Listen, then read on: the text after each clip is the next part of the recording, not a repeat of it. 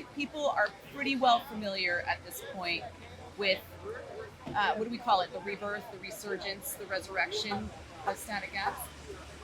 All applicable adjectives. Is it something that you're planning to continue deep into the future? Is this the new moving forward, or was this kind of a commemorative communal mourning?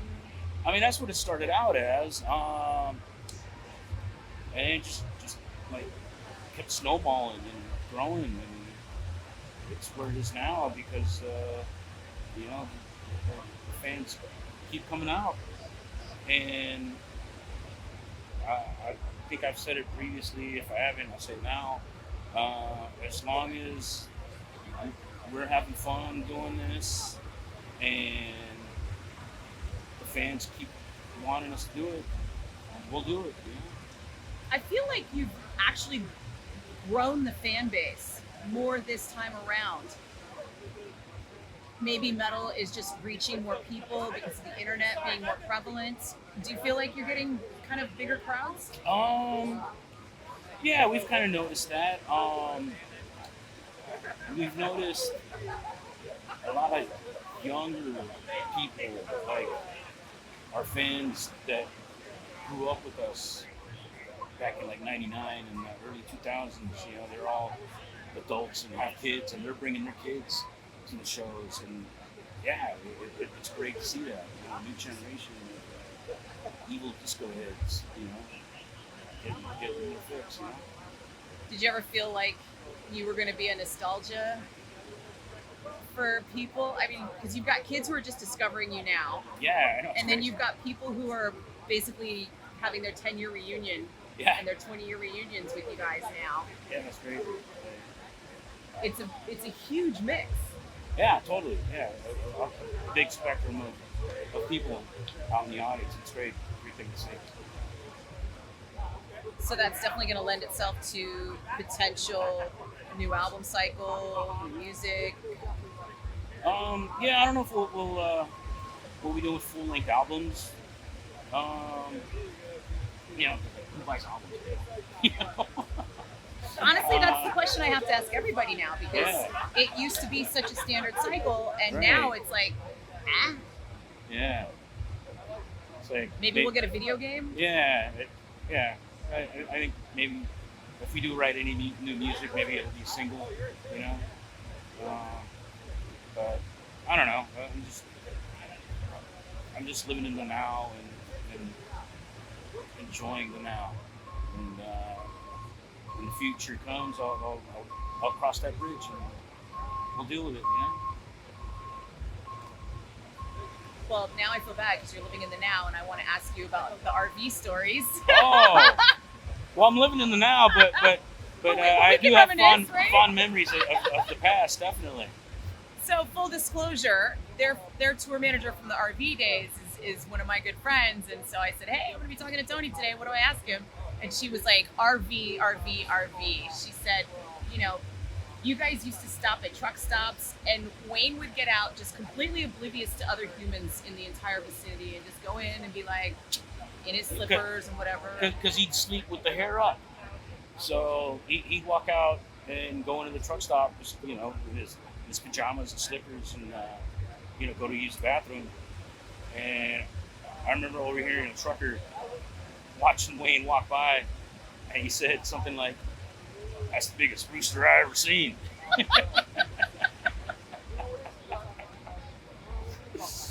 And especially 20 years ago, 25 years ago, Midwest America did not know what to think.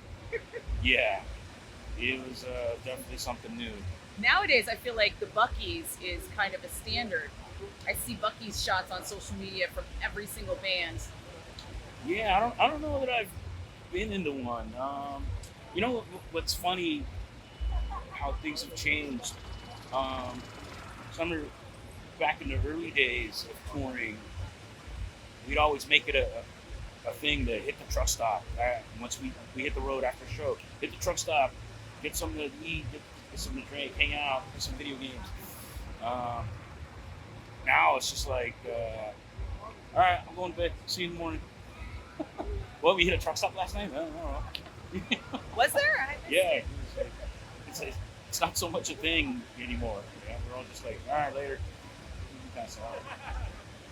Dare I say it? We are vintage Yeah, these days. I ain't a spring chicken anymore, man. Before we were rolling, I literally said sleep is my drug of choice, and Yeah.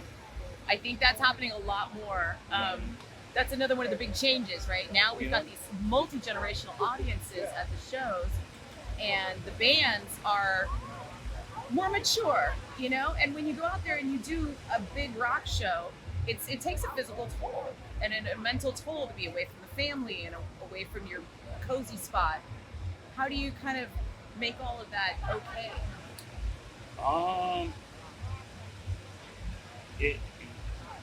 You make it all okay with that time you get on stage. Because, like, the longer I do this, the more the minutia of touring wears on you. But still, that time you get on stage makes it all worth it. You know, just to get that back and forth with the audience and just to have that energy and have that good time. That still makes it worth it for me. So yeah. And as long as that's the case, I'll keep doing this. And I'm physically able to. So in the beginning of the resurrection, I don't have a specific for it, but there was a lot of really great mystique around bringing the band back and the new singer and how you guys were going to work that. And I feel like the internet did both things. They did the thing where it was like, ooh, this is cool, we don't know what's going on. And then they did the thing like, we're going to tear this apart and find out what's going on. Which one was your preference? I like the mystery of it. I think that's something that's lacking these days from, when I came up and was getting into music, and, there was a lot of mystery into, your favorite acts. We didn't know what Kiss looked like Exactly. for most of our lives. Exactly. And that especially when you're young, that mystery fuels so much imagination and speculation, and it's cool to like have fan theories about your favorite bands and stuff like that. And that's just not there anymore, really. I mean, like a lot of bands and people are just like constantly broadcasting their daily lives, so like there's no mystery. Like, oh, well, okay, I guess this guy went and took a shit at this hour, and and had lunch at this hour, and it's just like. But sometimes people are like, oh, he uses Colgate whitening too. Yeah. That means I'm cool too. It makes you relatable, right? Like it kind of brings them into the fold in a way. Yeah, I guess. Yeah. So as you watched everyone go true crime podcasts on the situation, right. Was it frustration, amusement? I thought it was hilarious. Yeah.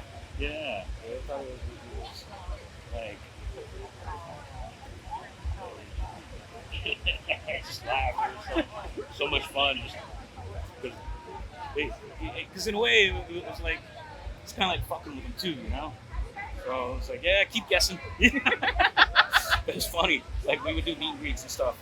And I remember one guy.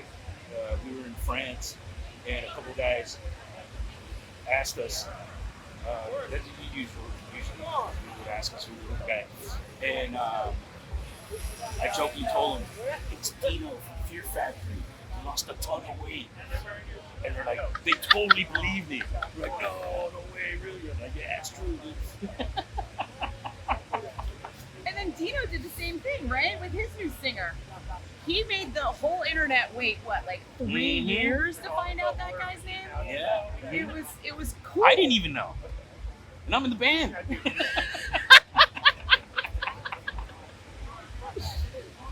So don't feel bad. I didn't even know. He told me. Yeah. And then I promptly forgot. He told me in I think he told me 2 years before that he had another guy in mind. And then I just assumed it was him.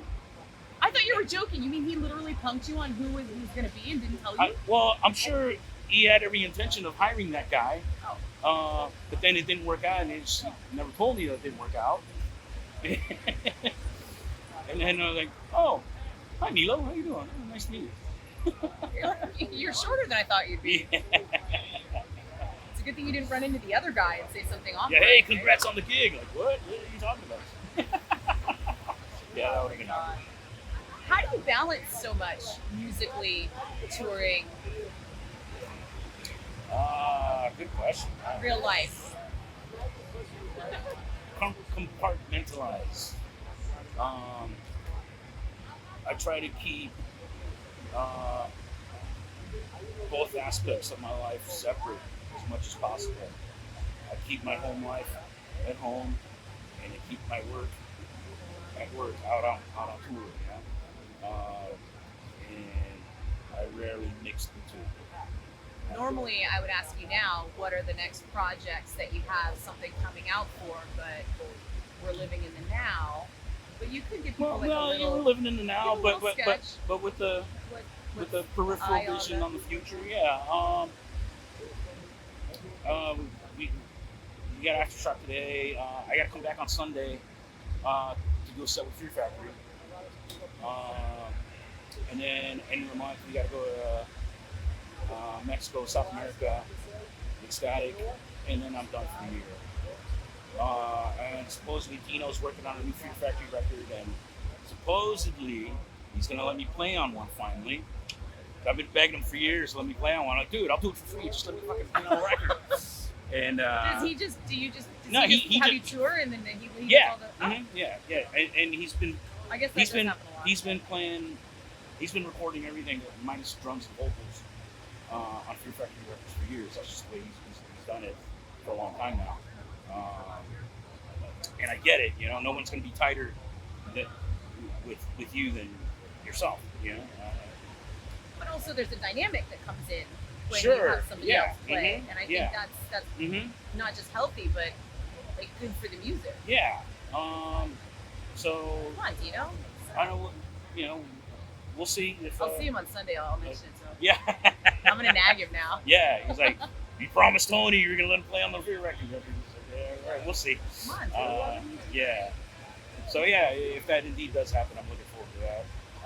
And then next year, Static has European festivals next summer, and I know we're working on some stuff for North America, but nothing I can talk about. There's that. If it's something like a headline tour of clubs, just blink twice.